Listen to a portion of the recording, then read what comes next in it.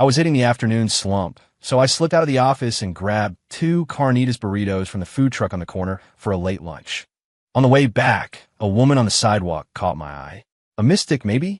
She was dressed in a simple, flowing white linen tunic that had seen better days, sitting quietly on a small folding stool. A worn silk cloth, embroidered with what looked like sacred geometry, was spread out before her. She was genuinely beautiful.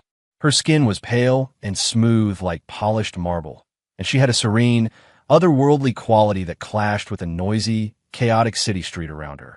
Scammers are really stepping up their game these days, I thought. Hiring models now?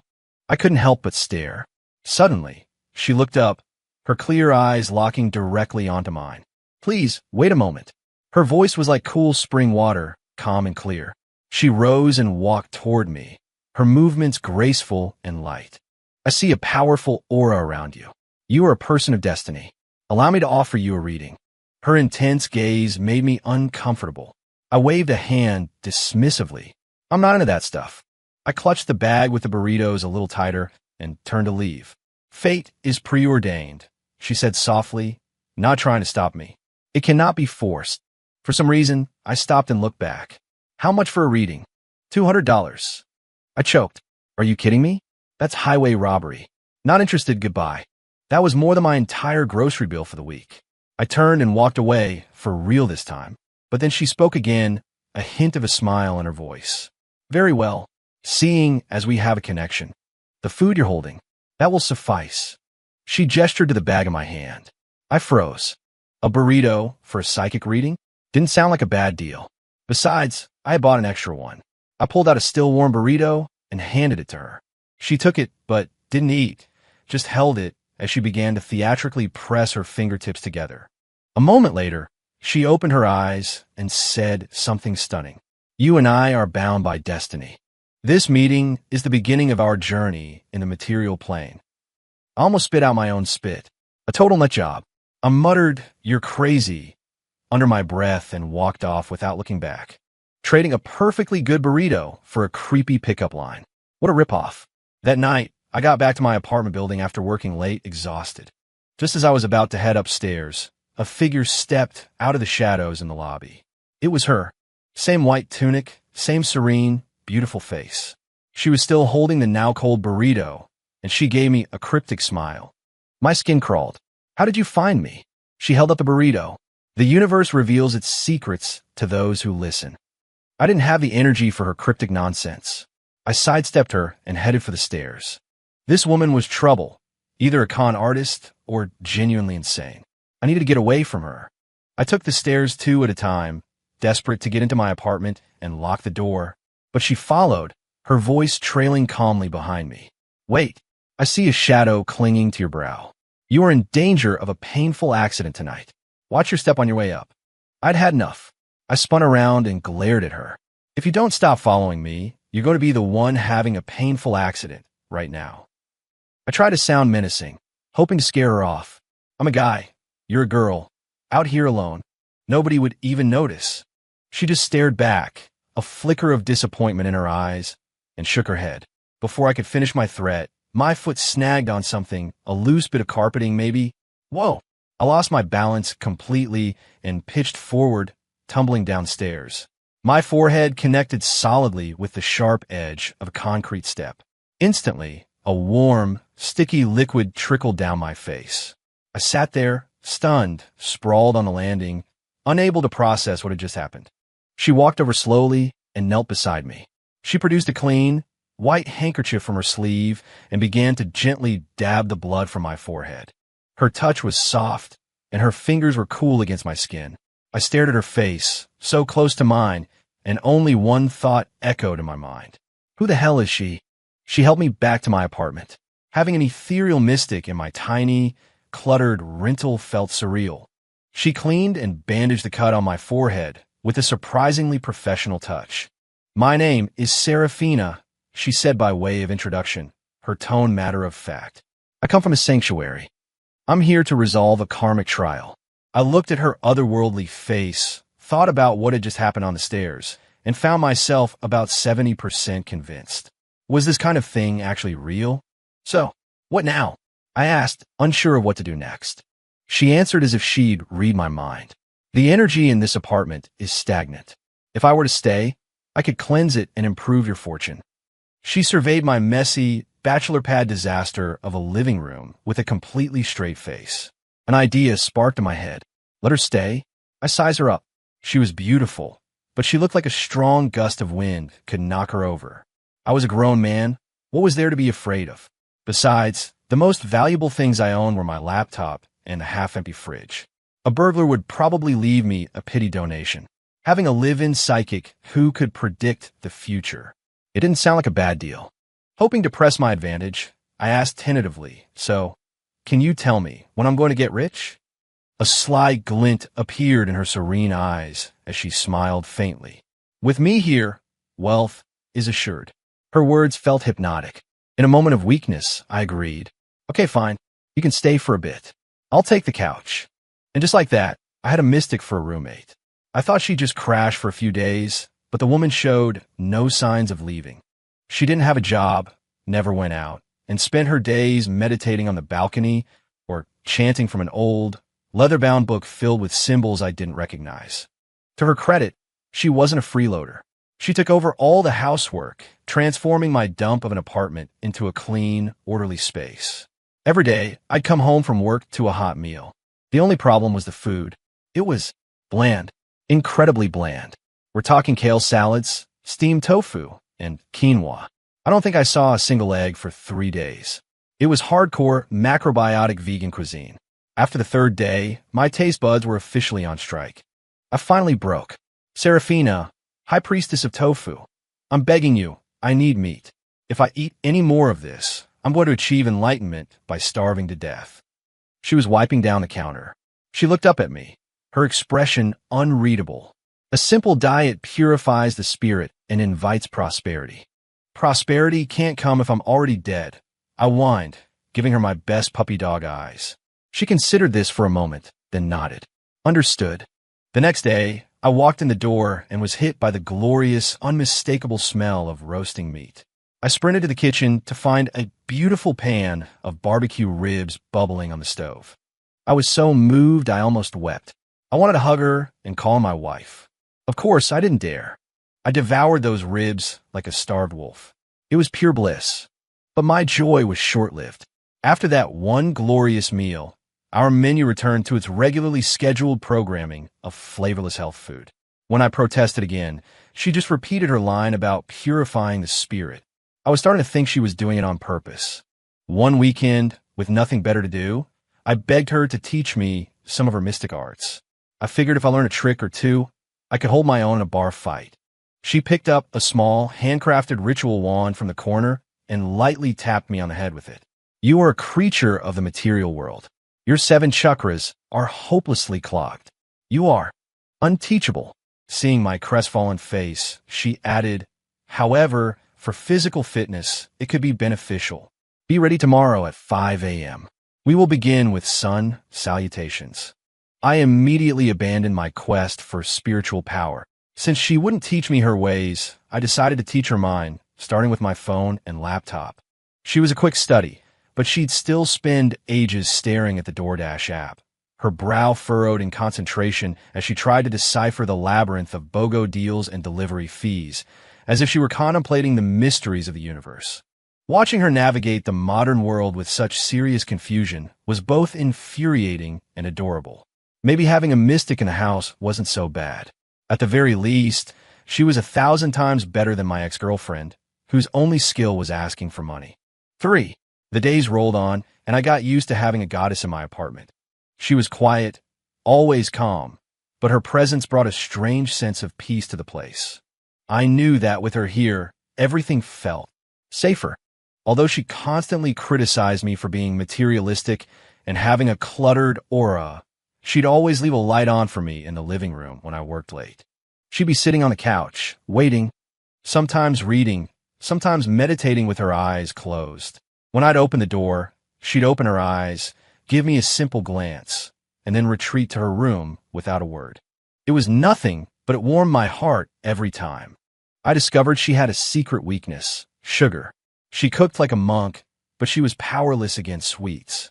So, I made it a habit to stop on my way home and pick up a little treat for her. The first day, I brought her a caramel apple.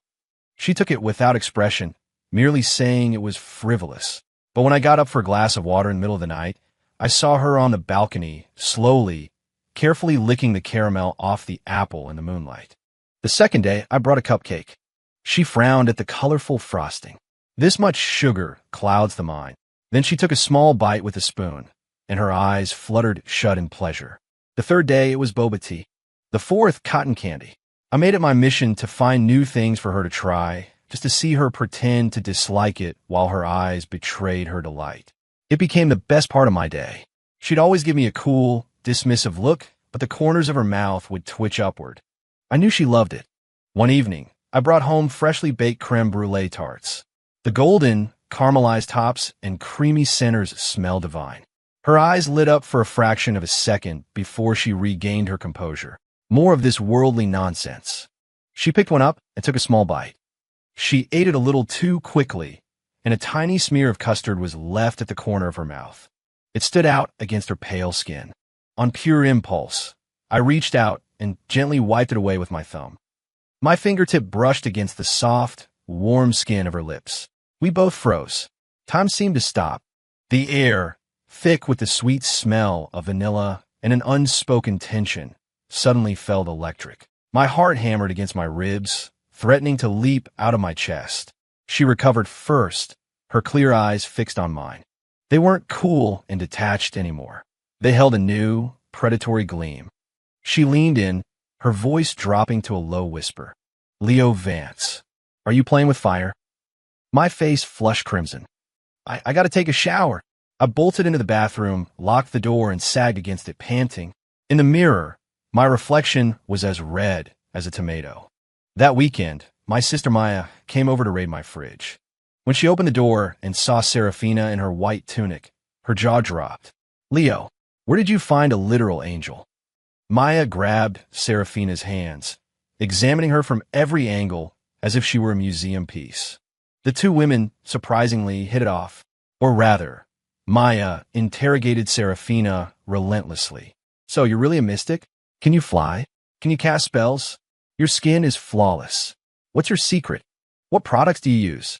Serafina, for once, was patient, answering each question calmly. After dinner, Maya pulled me aside. "Dude, this girl is on another level. You have to lock that down," she whispered urgently. "The way she looks at you. You could start a forest fire with that heat. You need to make your move and bring that goddess down to earth." I swatted her on the back of the head. "Don't be ridiculous. I'm way out of my league." "Ugh, no backbone," she muttered, making a face at me. Her words, however teasing, planted a seed in my mind. Later that night, after Maya left, Serafina and I were sitting on the couch, watching some mind-numbing reality TV show.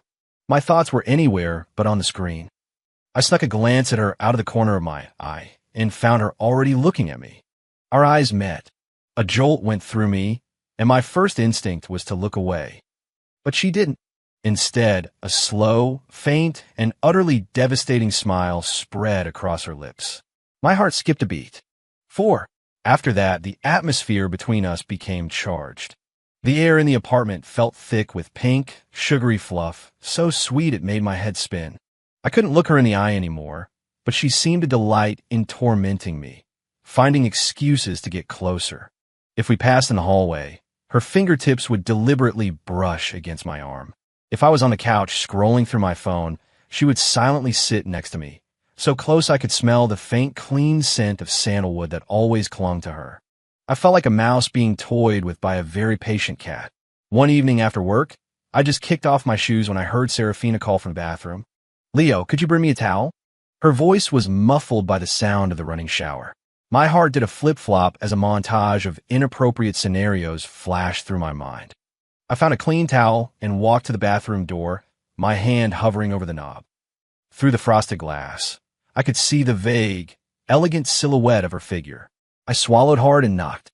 "I'll just leave out here for you." "The door's unlocked," she called back. "Just hand it in." "I can't reach."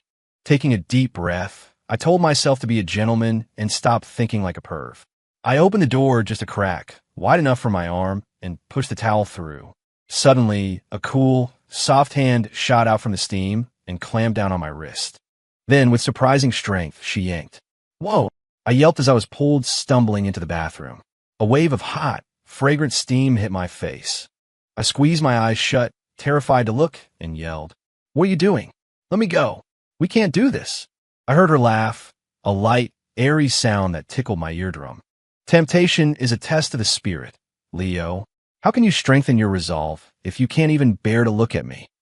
Her warm breath ghosted across my ear, sending shivers down my spine. I could feel the heat radiating from my neck all the way to my ears. She leaned closer, her voice a seductive whisper. Or is it that your resolve is already leaning in my direction? Her teasing left me flustered and rigid. "You're not my wife?" I stammered. "This isn't right."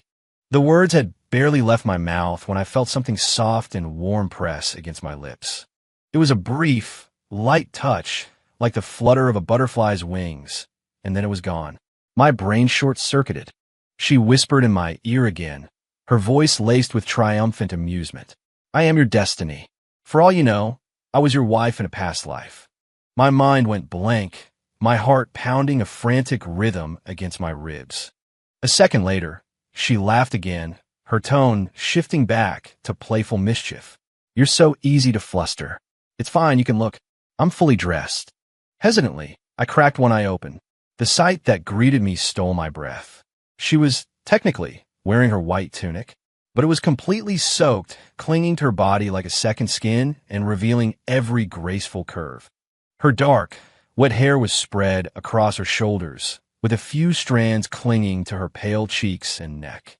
Water droplets traced paths from the tips of her hair over her collarbones and disappeared into the neckline of her tunic. Her long, slender legs were visible as tantalizing shadows beneath the drenched fabric. The phrase "wet t-shirt contest" exploded in my brain. A rush of blood went straight to my head, and my nose started to feel warm. I quickly slammed my eyes shut again, chanting "not to shout, not covet" under my breath. Her delighted, musical laughter filled the small bathroom. Okay, I'll stop teasing you." Then I felt a light, playful kick from a bare foot on my backside. "Get out, I need to change." Granted a pardon, I scrambled out of the bathroom like my life depended on it. The door clicked shut behind me. I leaned against the cool wall, gasping for air, my heart still trying to beat its way out of my chest. She wasn't a mystic. She was a siren. And one of these days, she was going to be the death of me. After the bathroom incident, I was sick for a few days. Nothing serious. Just a simple case of my blood pressure skyrocketing from being relentlessly teased. For her part, Serafina toned it down. She made me cooling herbal teas every day and watched me with a look that was part apology, part barely concealed amusement. The unspoken tension between us had been stretched to its breaking point, and she was the one holding the scissors. All that was left was for this creature of the material world to finally take the hint. One afternoon, I was sulking on the couch sipping my tea when my phone rang. It was my old college class president. "Leo, my man, you free this Saturday? We're getting the old gang together for a class reunion. You gotta be there." I groaned. "I don't know, man. I'm pretty busy." "Come on, don't be like that," he insisted. "It's been years. Everyone's coming. Jessica Thorne is one of the organizers, actually. She specifically asked if you were coming." The name Jessica Thorne made my hand tighten around my phone. Jessica, my ex-girlfriend. We dated for 3 years in college. After graduation, she decided I was too poor and had no future, so she promptly dumped me for Chadwick Preston, a trust fund kid from our department. Her parting words had been brutal. "Leo, you're a nice guy, but I'm not going to spend my life in a crappy rental eating takeout with you. Chad can buy me the latest designer bags and take me to Michelin star restaurants. Can you do that?" I hadn't been able to say a word, just stood there feeling the sting of humiliation. After that, I'd avoided all contact with my old college friends. And now she was asking about me? She just wanted to parade her rich new boyfriend in front of me, to rub my face in how pathetic my life was and prove to everyone that she'd made the right choice. I had no desire to be the star of her little victory lap. Seriously, I can't make it. You guys have fun. I hung up, annoyed, and tossed my phone onto the couch cushions.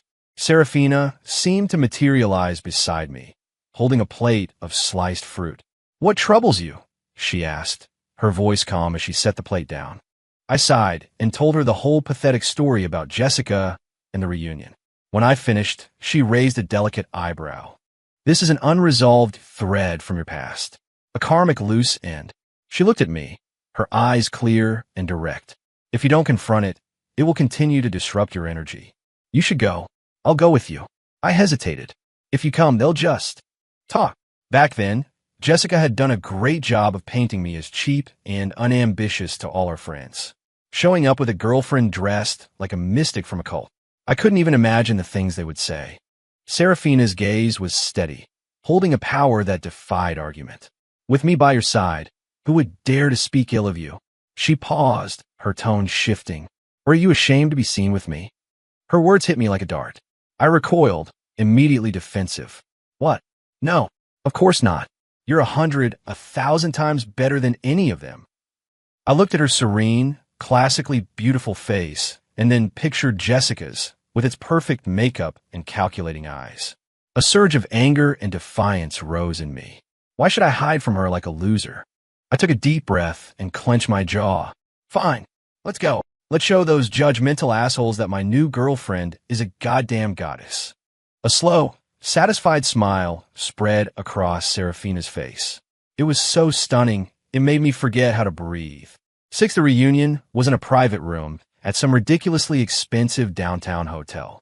I took a deep breath and pushed the door open. Serafina was in her usual white tunic, her face free of makeup, her long hair pulled back with a simple wooden pin. As she stepped into the room behind me, the loud, boisterous chatter died for a split second. Every eye in the room landed on her. I saw a mix of reactions: awe, curiosity, confusion, and condescending amusement. Her natural, otherworldly elegance completely outshone every other woman in the room, with their designer dresses and expensive perfumes. A small flicker of pride ignited in my chest. Before I could savor it, a sharp voice cut through the room. "Well, look what the cat dragged in. Leo Vance. I can't believe you actually showed up." Jessica Thorne, clinging to the arm of a slick-haired guy who had to be Chadwick Preston, sauntered over. She was wearing a tight red designer dress and a diamond necklace, so bright it was practically a safety hazard. She looked Serafina up and down, her eyes filled with undisguised contempt and jealousy. Then she let out a loud, theatrical laugh. "Leo, it's been a few years, but your taste has gotten really weird." She gestured dramatically at Serafina, addressing the whole room. "Where'd you find this one? Did you get lost on your way to a Renaissance fair? Is cosplay your thing now?" The room erupted in laughter. A few of the sycophants started whispering, pointing at Serafina. "Is she really wearing costume? That's so bizarre. Look at Leo, he still looks like he's broke. I guess that's the best he can do." My face burned with shame, the blood rushing to my ears. My fists were clenched so tight my nails were digging into my palms. All I wanted was to grab Serafina and get the hell out of there. But as I moved to leave, Jessica blocked our path. She tilted her chin up like a preening peacock, tightening her grip on Chad's arm and looking at me with the triumphant smirk of a winner. "Dumping you is the best decision I ever made." She pointed a finger at my face, her voice dripping with scorn. "Just look at you. No car, no house, no ambition. The only girlfriend you can get is some crystal-clutching weirdo from the sticks. You two are perfect for each other." Chad wrapped an arm around her waist, a smug, mocking look on his face. "Jess, baby, don't waste your breath on a loser like him. He's not worth your time." Humiliation, anger, helplessness, it all washed over me in a suffocating wave. I felt like I'd been stripped naked and thrown into a pit for everyone to laugh at. I glanced at Serafina. She remained perfectly calm, as if this whole scene was nothing more than a dull play she was being forced to watch. But I felt like it was my failure, my weakness, that I couldn't even protect the woman I was with. I snapped. I stepped forward and slapped my ex-girlfriend across the face. "You got a lot of nerve," I snarled. "We broke up years ago, and you're still running your mouth. I wouldn't let my own mother talk to me like that, and you sure as hell don't get a pass." After the slap, there was no point in staying. I grabbed Serafina's wrist, my voice shaking with rage. "Let's go." But Serafina placed her other hand over mine, stopping me. Her touch was steady and cool, and it sent a strange wave of calm through me. She shook her head gently, her eyes still clear and untroubled. Then, she slowly raised her other hand. I saw the simple wooden bead bracelet she always wore suddenly make a soft snap. The string had broken. 7 as the string broke, a dozen dark wooden beads scattered across the plush carpet. The sudden, quiet sound silenced the room. Everyone's attention, including Jessica's, who was still cradling her red cheek, was drawn to the floor. Serafina showed no alarm. She bent down gracefully and picked up a single bead that had rolled near her foot. She held the smooth, round bead between her thumb and forefinger, rubbing it gently. Then, she slowly lifted her head. For the first time, her serene eyes were filled with a chilling, razor-sharp light. Her gaze cut through the room like a pair of unsheathed swords and landed on Jessica, who was smugly holding a glass of red wine. Jessica flinched under her stare and snapped defensively. "What are you looking at, you freak? You're both crazy. He hits people, and you dress like you escaped a cult." Serafina said nothing. She simply raised her hand, and with a flick of her thumb, sent the bead flying. The movement was so casual, so effortless. It was like she was flicking away a piece of lint. The dark wooden bead shot through the air with an audible whiz. It was too fast for anyone to even register. The next second, crack, a sharp, explosive sound echoed through the room. The expensive crystal wine glass in Jessica's hand shattered into 1,000 pieces. The red wine had already been spilled when I slapped her, but shards of glass flew everywhere, showering her designer dress. "Ah!" Jessica let out a piercing scream. The room fell into a dead, shocked silence. Everyone stared, dumbfounded by the impossible event. Chadwick's face turned a furious shade of purple. He slammed his hand on the table and shot to his feet. He pointed a shaking finger at me, his eyes bulging. "You're dead. You hear me? Nobody touches my girl." A few of his cronies immediately moved to surround us, cracking their knuckles and sneering. I instinctively stepped in front of Serafina, my heart pounding in my chest. But Serafina gently pushed me aside and stood tall. She looked at the enraged Chadwick, her voice quiet but carrying a chilling weight that reached every corner of the room. "Your third eye is clouded. A dark energy surrounds you. You are heading for a painful encounter tonight." Chadwick looked at her as if she'd just told the funniest joke in the world. He took a menacing step forward. "Cut the mystical bullshit. I'm about to show you both what a painful encounter really is." He roared and lunged toward me, his fist raised.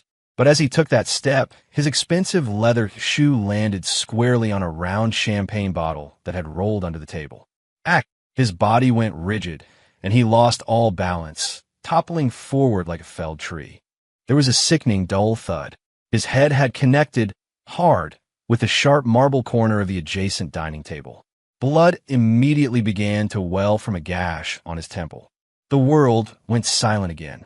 The only sounds in the room were Chad's gurgling moans as he lay on the floor and Jessica's high-pitched, hysterical shrieks. Every one of our former classmates was now staring at Serafina, their expressions of mockery replaced with raw, primal fear. I stood there, watching the scene unfold, my mind a complete blank. The tidal wave of shame for moments before was washed away by a tsunami of shock, followed by the most deeply satisfying sense of vindication I had ever felt. I looked at the calm, white-clad figure standing before me and realized for the first time, my girlfriend might not be from around here. On the drive home, I was at the wheel of my beat-up old sedan, but I felt like I was cruising in a Ferrari. I was exhilarated, ecstatic, vindicated. Every few seconds, I'd glance over at Serafina in the passenger seat, my mind filled with a new sense of awe and reverence. She was incredible.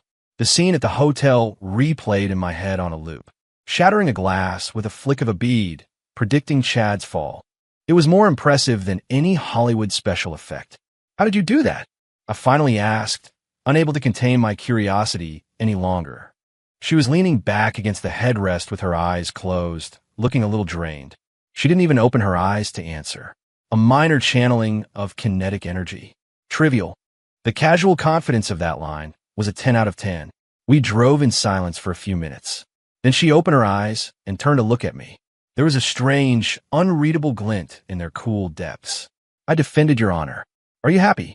I nodded enthusiastically, gripping the steering wheel so hard my knuckles turned white. Happy?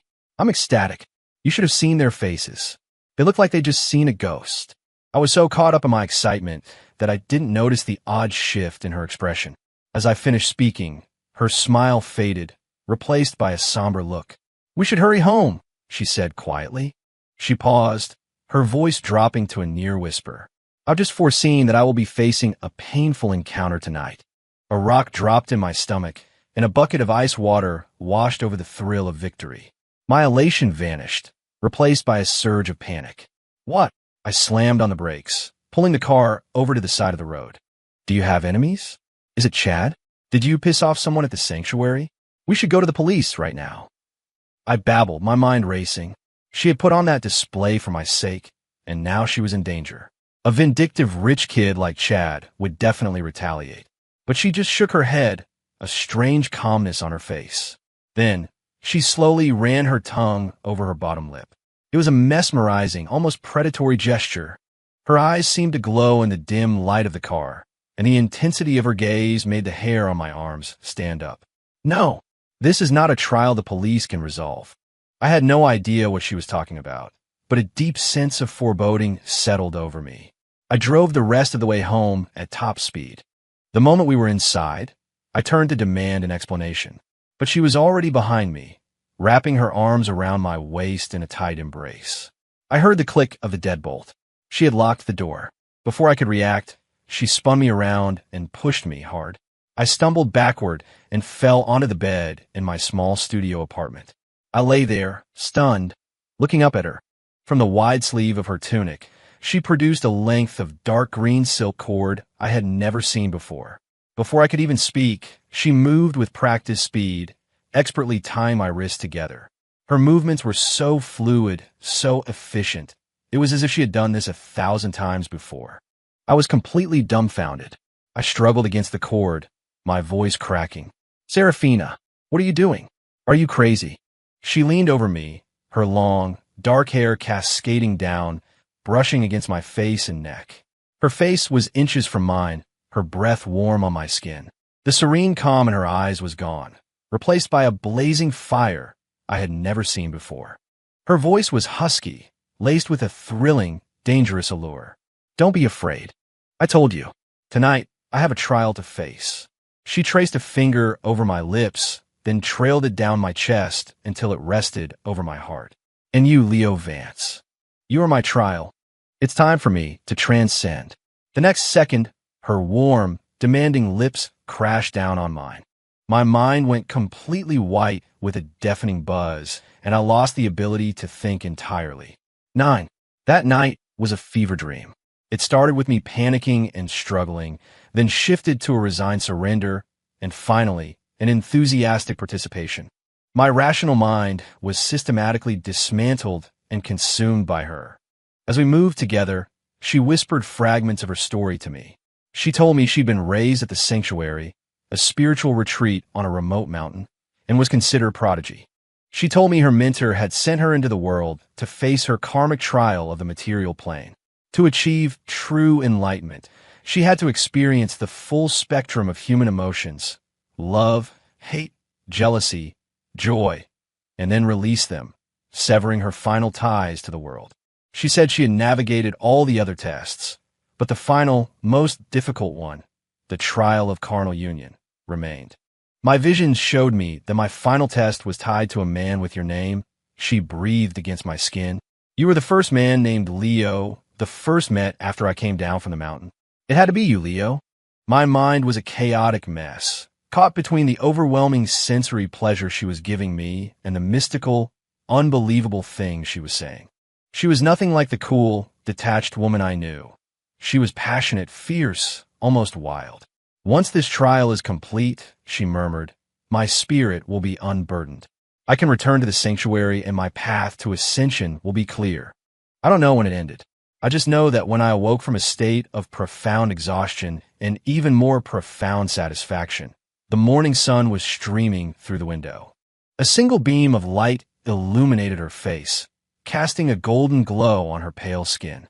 She was curled up in my arms like a contented cat, sleeping peacefully.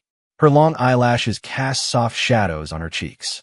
The feral energy of the night was gone, replaced once again by the serene aura of an untouchable goddess.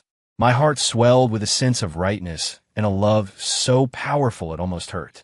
This was my woman, a goddess and a demon, all in one. I couldn't resist. I gently brushed the hair from her face and pressed a soft kiss to her forehead. Looking down at her perfect, sleeping face, I spoke in a voice filled with a sincerity I had never felt before. "Soha, marry me."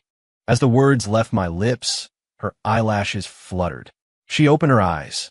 In an instant, the sleepy warmth vanished, replaced by her usual cool detachment. She gently pushed me away and sat up, pulling her white tunic on with a fluid, practiced motion. With her back to me, she spoke, her voice flat and devoid of emotion. "No, my trial is complete. It is time for me to leave." My heart plummeted into a cold, dark abyss. I stared at her, unable to believe what I was hearing. "What are you talking about?" I pushed myself up, my eyes fixed on her cold, rigid back. "Your trial is complete? So you just used me, and now you're going to kick me to the curb." She turned to face me, her expression terrifyingly calm. Our connection was a matter of karmic necessity. The necessity has passed, so the connection is severed. The path to enlightenment is one of detachment. There was no using involved. Detachment? I laughed, a bitter, angry sound. "What about last night? You were the one who started it. You tied me up, and now you're going to feed me some line about detachment?" I scrambled off the bed and grabbed her by the shoulders, my emotions spiraling out of control. "Serafina, what was I to you? Just some tool." She frowned, pulling away from my grip. "Do not be profane. We fought. It was ugly." I called her a cold-hearted, manipulative liar. She just looked at me with those unervingly calm eyes, repeating phrases like "the material plane is an illusion," and "my path is clear now." During the argument, she finished dressing, straightening the folds of her tunic. She gave me one last long look.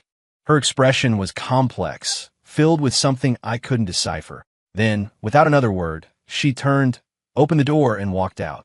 I stood frozen in the middle of the room, staring at the empty doorway. I thought she was just angry, that she needed to cool off and would be back soon. I thought it was just a normal fight, the kind all couples have. I never imagined that when she walked out that door, she would be gone for good. I called her phone. It went straight to voicemail. I sent texts. They went unanswered.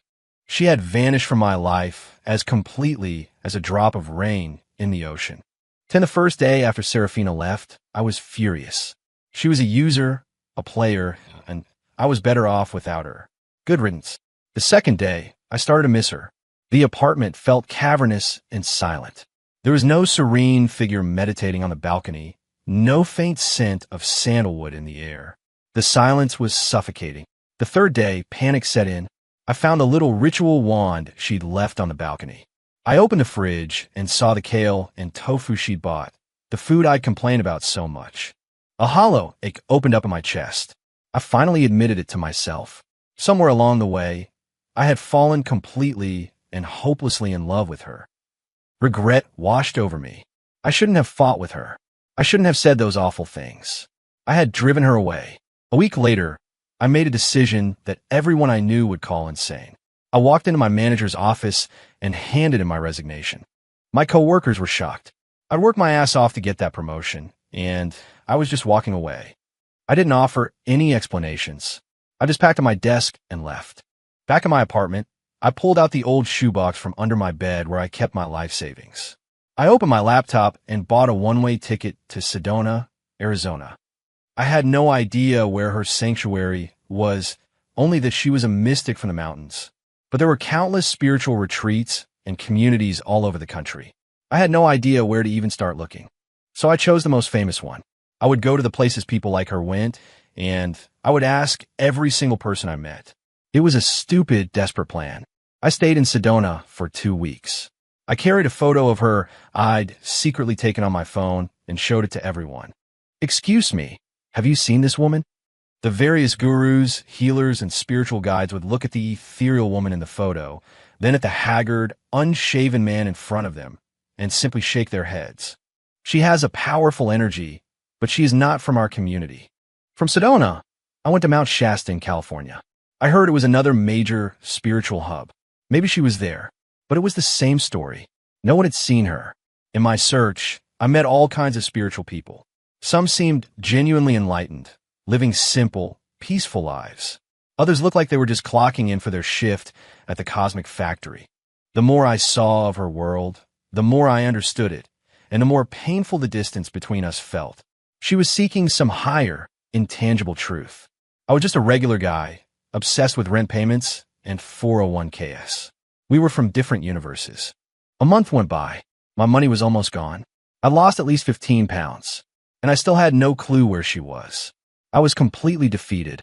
I sat on a rock overlooking the vast, empty landscape, the sky a brilliant, indifferent blue. A feeling of utter desolation washed over me. Maybe she was right. Maybe she really had severed her connection to the material world and returned to her path. And I was just a stepping stone she'd use along the way, now forgotten. I told myself it was over. It was just a crazy, beautiful dream. I'd had a weird, extended vacation. The dream was over. It was time to go home. I bought a bus ticket back and, with a heavy heart, began the long journey home. 11, I stood in front of my familiar apartment building, dragging my suitcase behind me. I'd been gone for over a month. Nothing here had changed, but I felt like a different person. I let out a bitter laugh and looked up at my apartment window, and then I froze. There, in the familiar entryway of the building, in the very spot where I always check my mail, a lone figure was huddled. She was curled into a ball, her arms wrapped around her knees, her head buried. It was the same simple white tunic, the same dark hair, held up by a wooden pin. Her shoulders were shaking slightly.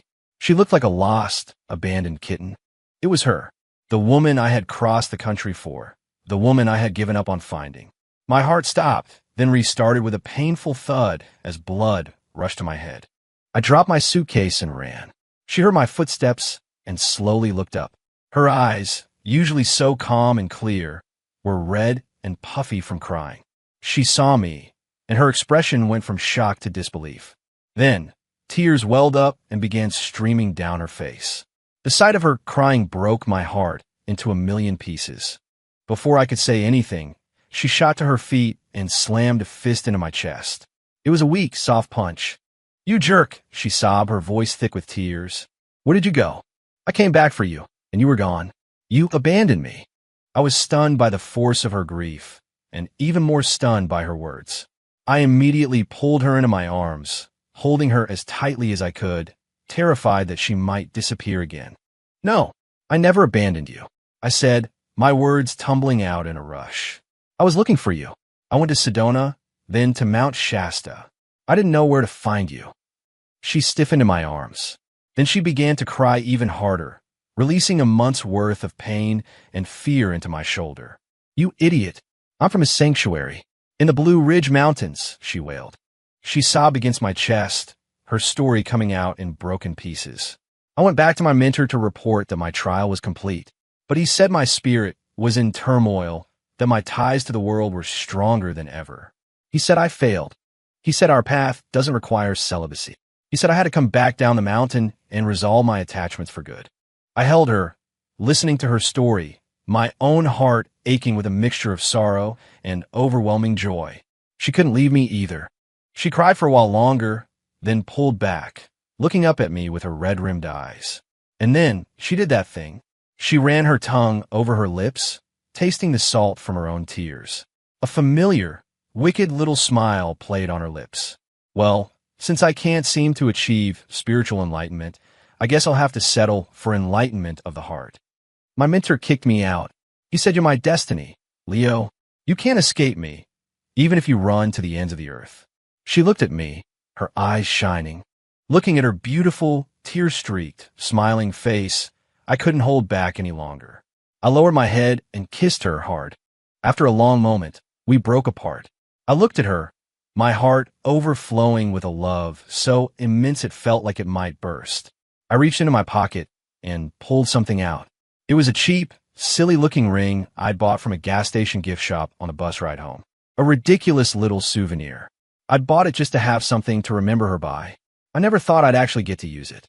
I dropped to one knee, holding up the cheap, glittering ring. My voice trembled with emotion. Seraphina, my mystic, my goddess, my future wife, will you marry me for real this time? She stared at me, then at the ridiculous ring, and a startled laugh escaped her lips. She laughed and cried at the same time. She held out her hand and nodded vigorously, her voice choked with emotion. Yes, first we get married. She paused, licked her lips, and gave me that wicked smile again. And then we can work on our own divine creation. Married life was blissfully normal, with a touch of the supernatural. To provide for my future half-divine offspring, I didn't go back to my old soul-crushing job. Instead, I used my college degree and the contacts I'd made over the years to open my own small graphic design studio. Seraphina became my secret weapon. She wasn't interested in the day-to-day business, but she was my in-house spiritual consultant. She'd tell me which potential clients had a discordant aura and should be avoided, or which direction was my financial power flow axis, and that all our monitors should face that way. And you know what? It worked. The business was thriving. One night, to land a huge new account, I had a schmooze. I took the client, a loud, overbearing guy, from a steak dinner to a VIP lounge at a sports bar. Finally, he suggested we go for a relaxing foot massage at a high-end reflexologist spa. I hated every second of it, but the contract was massive, so I gritted my teeth and went along. Thankfully, it was completely legitimate. By the time I was done, it was past midnight, but I had the signed contract in my briefcase. I stood outside the spa, enjoying the cool night air, and let out a triumphant sigh. Yes, that's the baby's college fund, right there. The words were barely out of my mouth when a familiar, excruciating pain shot through my earlobe. Ow! I yelped. Seraphina had appeared silently behind me. She was wearing jeans and a t-shirt, looking like a normal person, and was smiling sweetly while twisting my ear. In her other hand, she was holding a bag of my favorite late-night takeout, spicy crawfish. Getting bold, aren't we, Leo Vance? She said, her smile not reaching her eyes. She gave my ear another twist. I'm at home, purifying my spirit and meditating to help you build up good business karma. And you're out. Getting your feet rubbed. I winced, frantically trying to placate her. Honey, I'm sorry. Let go, you're going to rip it off. It was for work. I swear, it was a totally non-spiritual experience. More boring than your kale salad. An idea sparked in my desperate brain. Besides, I said quickly, reflexology. It's a path to wellness, right? It's a path. See? I was just trying to follow in your footsteps. I'm on a spiritual journey, too. My ridiculous excuse made her laugh. The icy glare in her eyes thawed, and she finally let go of my ear. I gratefully rubbed the throbbing cartilage.